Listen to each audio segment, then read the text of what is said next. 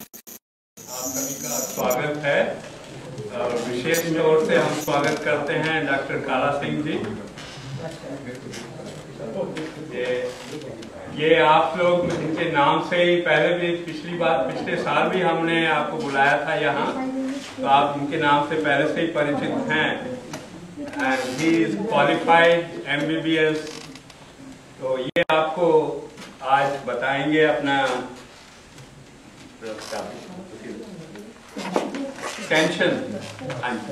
Tension के ऊपर, जिसमें मोस्टली हम सभी सीनियर्स किसी ना किसी प्रकार का टेंशन हमें रहता ही है, चाहे वो बच्चों का है, अपने हेल्थ का है, कोई ना कोई टेंशन हमें घेरे रहती है। तो उससे हम कैसे बच सकते हैं वो डॉक्टर काला सिंह जी आपको बताएंगे। तो पहले आप कृपया इन्हें ध्यान से सुनिए, फिर इसके बाद आपके जो भी क्वेश्चन होंगे ये उनको आंसर करेंगे। तो please doctor Kala Singh. Thank you very much जी। बैठ करके कोई नहीं, बैठ के। पहले ये बताओ कि हिंदी में या पंजाबी में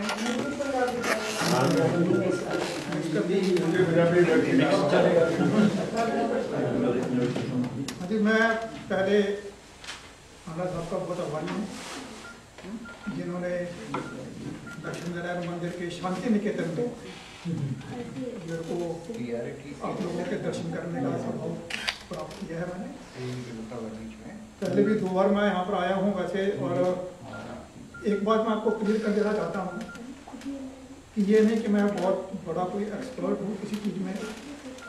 आप सब लोग किसी न किसी चीज़ में एक्सपर्ट हैं, और मेरे को थोड़ी सी नॉलेज इस चीज़ के बारे में जिसके बारे में मैं बोलने जा रहा हूँ। और कोई आप में से इंजीनियर होगा, कोई टीचर होगा, कोई लेक्चरर होगा, सब अपने अपने एरिया में एक्सपर्ट है, और नॉलेज जो है वो एक दूसरे को देने से ही बढ़ती है, अपने पास रखने से नहीं। तो आज का जो टॉपिक हंडा साहब ने मेरे को बोला था करने के लिए, वो है स्ट्रेस और टेंशन। मेरे ख्याल में जैसे हंडा साहब ने भी बोला है कि स्ट्रेस जो है वो बचपन में पैदा होते से लेकर के मरने तक कभी खत्म नहीं होती,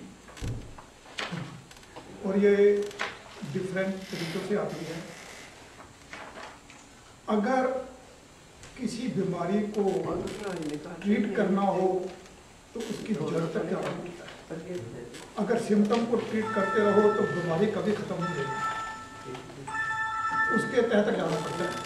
और जो दुश्मन है, अगर दुश्मन के बारे में ये पता चल जाए कि दुश्मन है कौन और दुश्मन को कहाँ से शक्ति मिल रही है और उसकी कमजोरियाँ क्या है, तो जो दुश्मन को खत्म करने में बड़ी आसानी होती है। जो मैंने अभी तक अपने नॉलेज ग्रहण की है मेडिकल फील्ड में भी, कि वो गुरबानी से ज़्यादा तरक्की करना, और गुरबानी में कहा गया है कि होमे धीर हो गया है, दारू भी सुना है। सबसे बड़ा जो बड़ा रोग जो है इंसान को, वो होमे का है, जिसको हम ईगो भी कहते हैं, प्राइड भी कहते हैं। ये किस तरह से हमारे ऊपर खर्च करता है, और फिर इसको मारने के लिए जो दवा दी है वो भी गुरबानी में लिखा है, गरीबी गधा हमारी। गधा जो मारने का जो इंस्ट्रूमेंट है, उसको होमे को मारने के लिए गरीबी चाहिए। अब इसको थोड़ा सा डिटेल में समझेंगे। कबीर जी का एक श्लोक है, बड़े ध्यान से सुनिएगा। कबीर जी कहते हैं कि कबीर रोड़ा हुए रहो बाटका, तज मन का अभिमान। अभिमान को की ये बात हमने की बात की है कि वो की बात की है। कबीर रोड़ा हुए रहो बाटका, तज मन का अभिमान, ऐसा कोई दास होए ताहे मिठा। अब कबीर जी बात कर रहे हैं ह्यूमिलिटी की, गरीबी की, ह्यूमिलिटी की। ऐसा कोई दास हुए ताहे मिले भगवान। फिर कहते कबीर रोड़ा हुआ तो क्या भया, पंथी को दुख दे। अब रोड़ा जो है जमीन पे पड़ा है, कुछ चल रहा है, उसको चोट लग गई, तो कबीर जी कहते हैं कि ये भी ह्यूमिलिटी नहीं ऐसा तेरा दास है जो धरनी में खे, धरनी में इस जमीन के ऊपर खे जो है मिट्टी है, ऐसा तेरा दास होना चाहिए। ह्यूमिलिटी को और थोड़ा नीचे किया। फिर बोलते हैं कि कबीर खे हुए तो क्या भया, जो उड़ला के अंग। अब जो मिट्टी भी जो है वो भी पृथ्वी के चलने वाले के शरीर पर आके लगती है, उसको गंदा कर देती है। तो फिर आगे कबीर जी कहते हैं कि हर जन ऐसा चाहिए जो पानी से रहा, ऐसा हो जैसे पानी की तरह से। ह्यूमिलिटी तो और भी गहराई में आ गई। फिर कहते हैं कि कबीर पानी हुआ तो क्या भया, सीरा लाता हो। तो पानी का भी क्या है, वो कभी ठंडा है कभी गर्म है। हर जन ऐसा चाहिए जैसा आप हो। अब इसको थोड़ा हम और डिटेल में डिस्कस करेंगे। कबीर जी बात कर रहे हैं ह्यूमिलिटी की, पत्थर से लेकर के पानी तक आगे हैं। पानी के ऊपर हम अब डिस्कस करते हैं कि पानी की प्रॉपर्टी क्या है। पानी कैसी चीज है, इसमें आप दूध डाल दो तो दूध जैसा हो जाएगा। जो भी रंग डाल दो अपने आप को खत्म करके उस रंग जैसा हो जाएगा। अब इस पानी में मैं हाथ डालूं,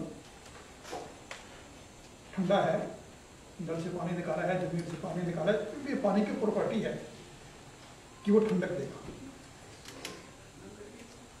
ऐसे ही इंसान की प्रॉपर्टी है पानी की तरह से कि हम एक दूसरे को ठंडक देते हैं।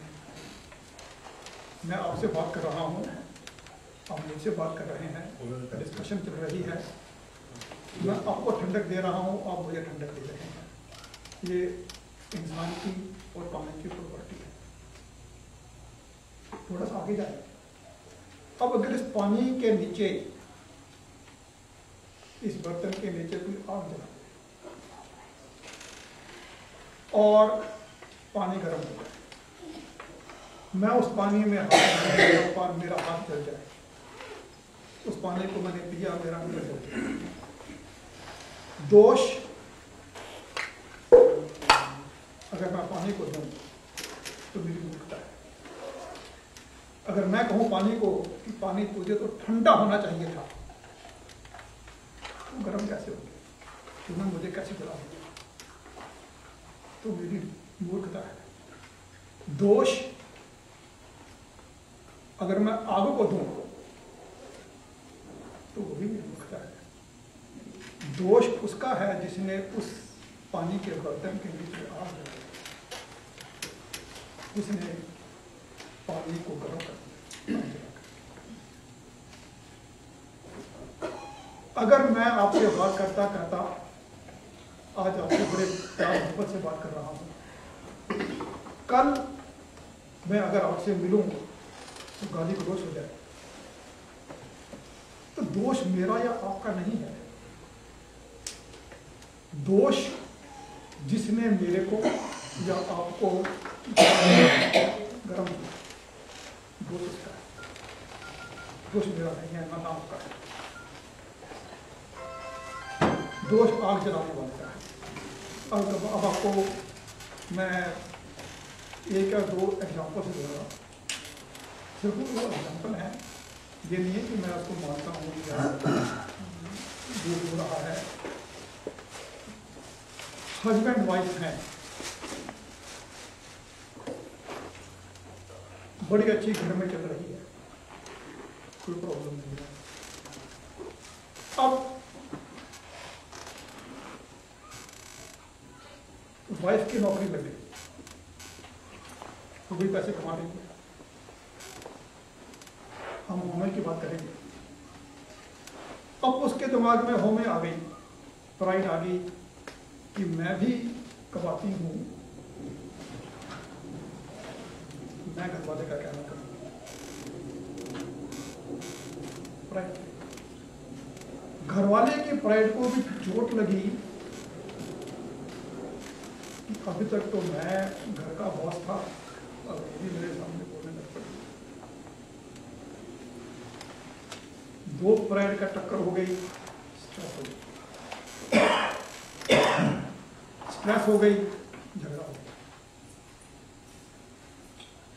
एक और एग्जाम्पल ले लें। हस्बैंड वाइफ की बड़ी अच्छी बन रही है। इंडिया से पेरेंट्स आ गए। अब जो घरवाले की जो सास आई है वो उसको पसंद नहीं है कि बहू मेरी कैसे कपड़े पहनती है, कैसे बाहर जाती है, क्या क्या करती है, क्या क्या नहीं करती है। उसने अपने बेटे को उकसाना शुरू कर दिया।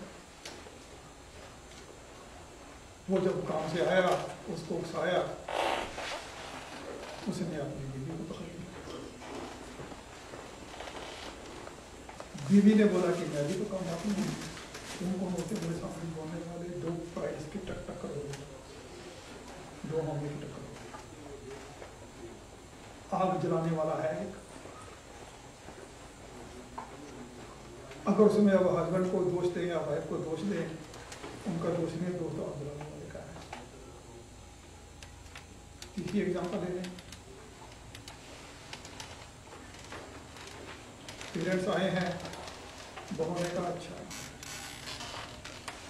इंडिया में तो ये मेरे को तंग करती थी, आप मैं इसको बताती हूँ, अब बताती हूँ मैं इसको, अब तो ये मेरे ऊपर डिपेंडेंट है, कर ले मेरा घरवाला क्या करता है, अब आप बता रहे हो, अब देखती हूँ मैं। अब ये आग लगाने वाला किसी को कोई नहीं है, और उसके अपनी प्राइड है, रिवेंज है कि मैं अब इसका रिवेंज लूँगा। रिवेंज थी, जो प्राइड था वो आया,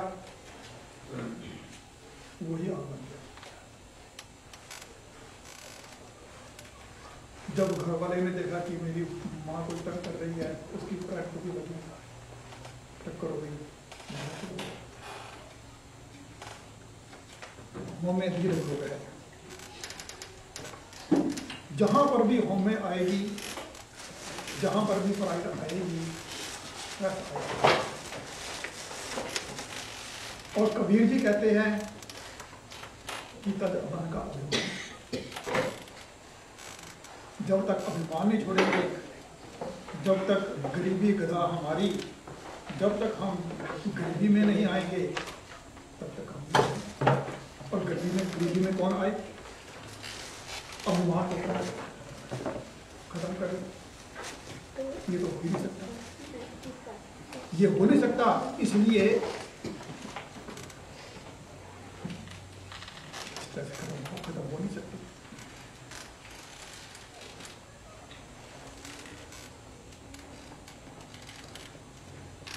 अब मुश्किलें आती है कि मैं पहले वाले एग्जाम्पल पर आऊँ कि बीवी कहती है कि मैं भी कमा रही हूँ, मैं तेरे का नहीं कमा, घर में झगड़ा करती नहीं चल रहा है किसान का।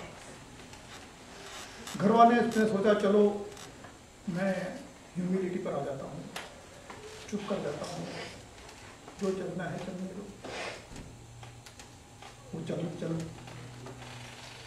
कई बार ऐसा होता है कि जो आदमी गरीबी में आ गया, ह्यूमिलिटी में आ गया, दूसरा ये सोचता है कि